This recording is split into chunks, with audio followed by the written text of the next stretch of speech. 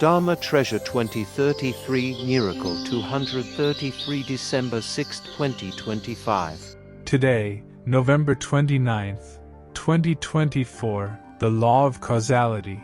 Love all to become Buddha. The class of becoming a saint, right thinking, right speech, Part 71, continues to present to life Teaching 2033, Question 2033, Miracle 233, How to Build a Communist Society, The Virtue of the Saints, Part 35. Question 2033. And today, we honor the wish of our respected teachers who are renowned worldwide along with the Buddhas who are creating communist society environments, holy ethics, the law of causality. Loving all to become Buddhas, try our best to join hands to helping the humanity, which also means saving our mothers and fathers from our distant past. To understand better the question 233. Why is it that throughout history, there has been no scriptures, no environment guiding the class of right livelihood, and which profession sows the most genuine, sacred, and blessed to save generations to come? All the saints in the world, all the teachers who have a connection to know about the true Dharma, and all the scriptures that accurately represent the true Dharma, confirm that, to attain enlightenment, one must go through the Noble Eightfold Path. The content of the Noble Eightfold Path is fully present in the 2000 Foundations of Holy Ethics, meaning that to achieve enlightenment, one will awaken and correctly answer at least 2,000 questions, which translates to living happily together with at least 2,000 foundations of holy ethics. Except in special contexts, where a master of enlightenment with a connection may guide the practice of one in 8 classes or only impart one of the most noble practices, one of the most sacred foundations of ethics, according to its characteristics, such as the Ethics Foundation, the practice of 16 words of happiness or 49 words of self-enlightenment Buddha. And here's the summary. 2,000 teachings, 2,000 questions about the right view class. 70 teachings with hundreds of truths about the right thought, right speech class. And among the more than 2,000 teachings, there are many teachings about right thought, right speech. When the conditions are right, the law of cause and effect will compile everything thoroughly, clearer. And the law of causality loves all to become Buddha compiled like this temporarily according to the conditions of human life, always considering the right view class as the first class, the most important class, if stated otherwise. So many teachers will waste their time debating theories, which will harm parents by expressing a deadly ego. It won't help anything. When the merit of human life is abundant, the law of causality will demonstrate more clearly why the right thought class is the first class, the most important class that determines the attainment of enlightenment.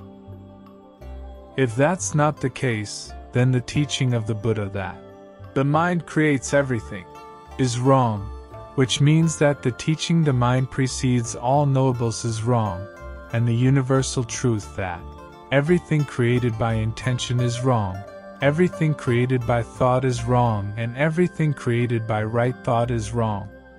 Even the most important theory from all the scriptures in the world, the Noble Eightfold Path. If it's wrong, then what else could be incorrect? Is that not the truth? The theory of the 12 links of dependent origination is incredibly important. If we say something different from the scriptures, it will do a lot of harm to the teachers, mothers, fathers, and will show the ego of death. Eventually, blessings of humanity will be abundant, and the law of causality will demonstrate clearly why there are 12 entrances to the path. As the scriptures state, ignorance leads to actions, and actions lead to consciousness. Why is it wrong to write like that, so that actions should lead to karmas? The law of causality written here aims to clarify, to save countless generations, to stop believing in scriptures that have harmed for many lifetimes, and to avoid choosing the wrong teacher, because the saints who have attained enlightenment are destined never waste their time debating vague theories, meaningless things.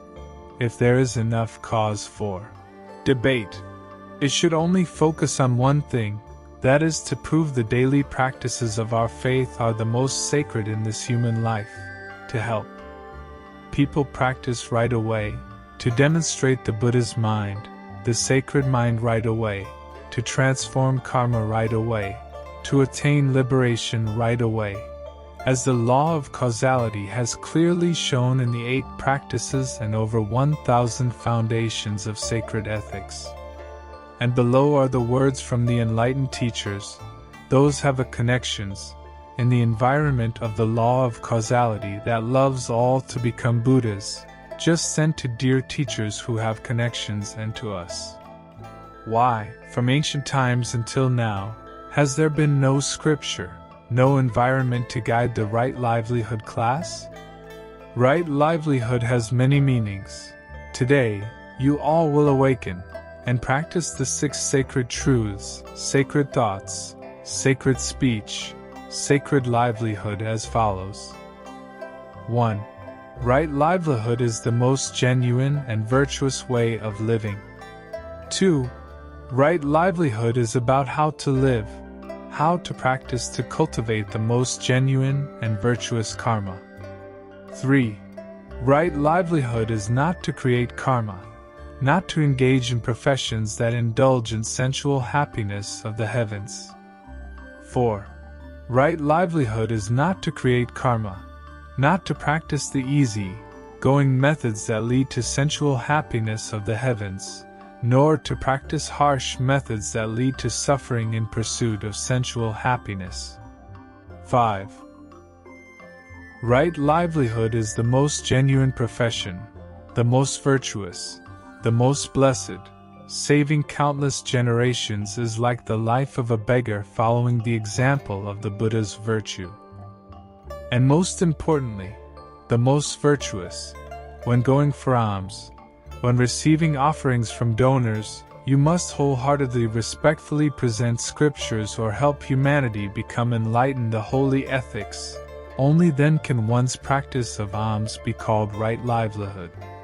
Conversely, if one goes for alms without achieving the mentioned right livelihood, it's easy to fall into the wrong livelihood, to genuinely become a beggar, and dangerously harm countless generations.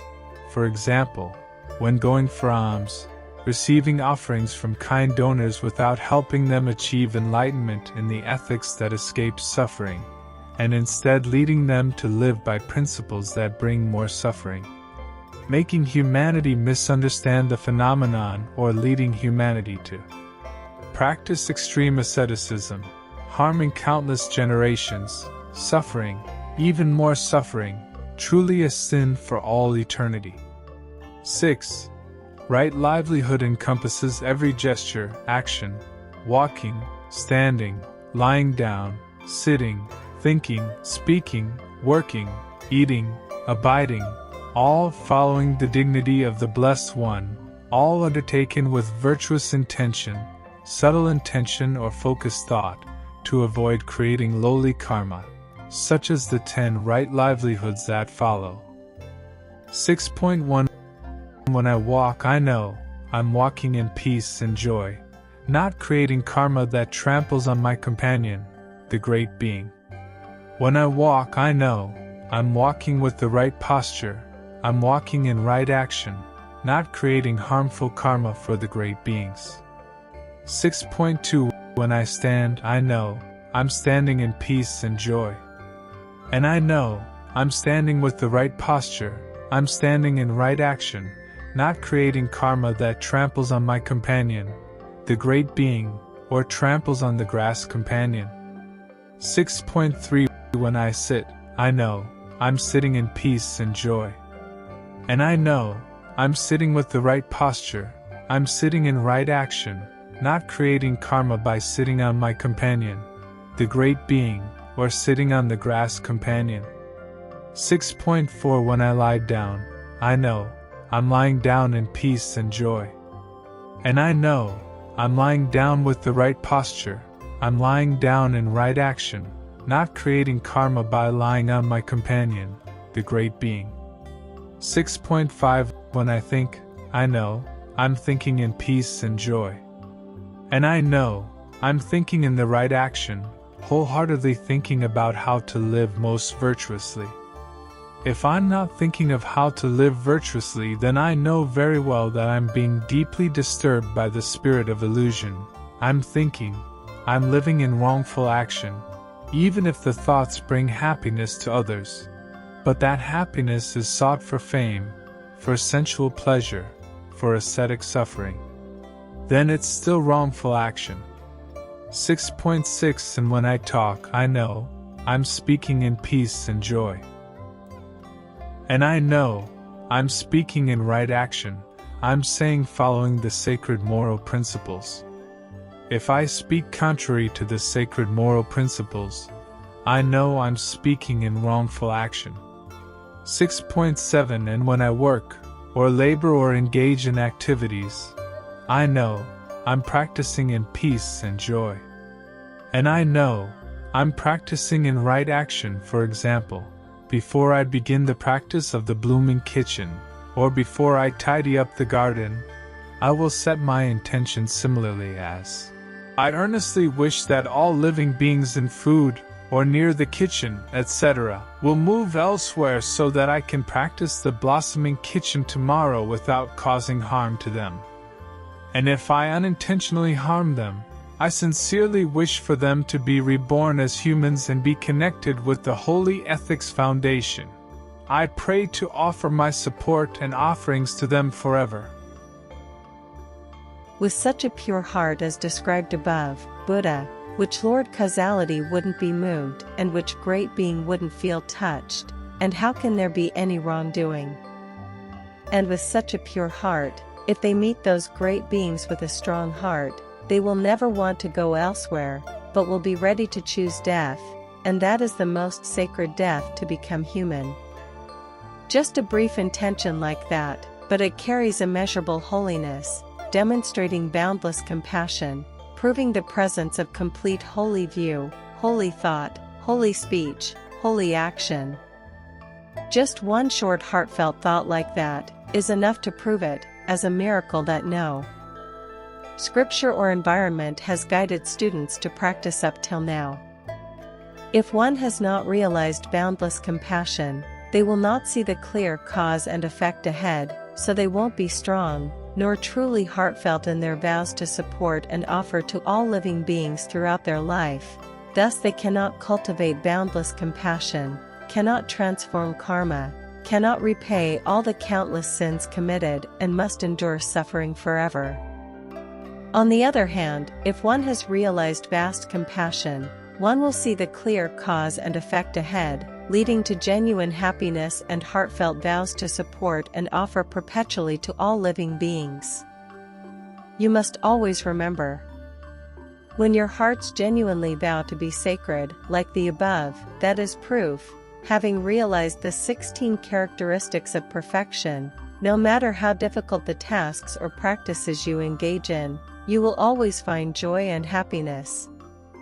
In other words, when your hearts genuinely vow to live the holiest life, all debts will be transformed by countless brothers, and so many humanity respects will assist you so that you can always be happy and fulfill your life's mission. In other words, when your hearts genuinely decide to live the holiest life, without transforming all debts, you won't find everlasting happiness, then cause and effect isn't real, and Buddhism wouldn't have emerged. 6.8 And when you practice, you know, you are practicing tranquility and joy. And you know, you are practicing in right livelihood, you are practicing following the sacred moral principles, you are dedicating all your time to do the most magnificent things. If you practice wrongly against the sacred moral principles, you know you are practicing in wrongful livelihood. 6.9 And when receiving food, you know, you are receiving it in right livelihood, not receiving it in amusement. And when you receive food with the right livelihood, with boundless compassion, you won't express your feelings like, "This dish tastes great."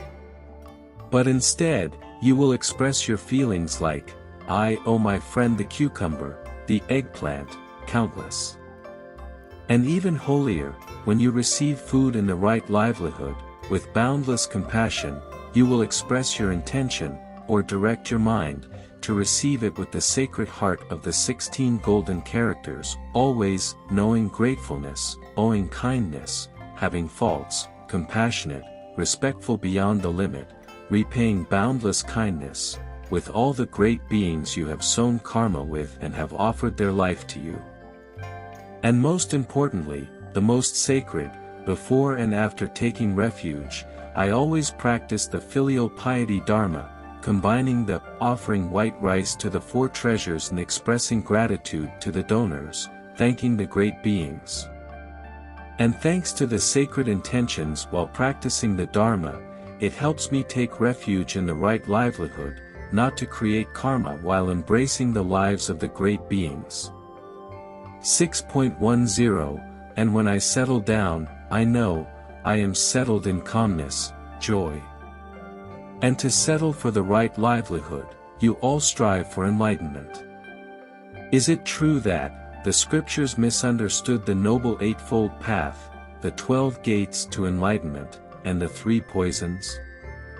If they are explained correctly, why is it that from ancient times until now, countless masters who practiced just like the scriptures did not achieve enlightenment? You all try to remember, why is it that if the scriptures assert that the 3 poisons are greed, hatred, and delusion, is it wrong, not clear, because the term delusion has many meanings, making human life easy to understand vaguely, and if delusion is understood in the sense of ignorance, that's a general understanding, then delusion, ignorance, is the root cause of all suffering in the world. It includes all the 3 poisons, for poisons, then it cannot be equated with the 3 poisons, greed, hatred, delusion. And if delusion is understood narrowly, as obsession, conflating, being drowsy, then that is not the most crucial cause, it's not the direct cause of human suffering to the utmost. Therefore, the most dangerous 3 poisons in the world, causing humanity to suffer right now and for eternity, are arrogance, greed, hatred, entirely understandable, not vague at all. And the most important thing is to break the delusion, break the sleep. Not allowing sleep, or sleeping too little, is wrongdoing based on cause and effect, a misunderstanding of the Constitution. That's why for over 40 years, there hasn't been a disciple of the Elder Master who achieved enlightenment, and the more one breaks the delusion, breaks the sleep, the more it explains why some disciples have departed without a return date.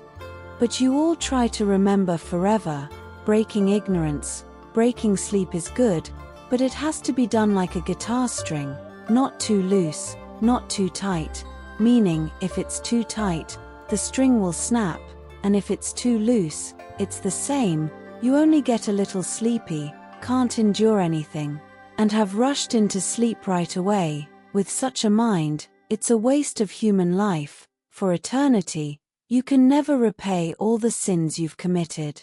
And you all try to remember forever, if you're only present a little, and at the very least, every month, without any evidence of progress, it means you're practicing incorrectly, then breaking ignorance will only lead to more ignorance.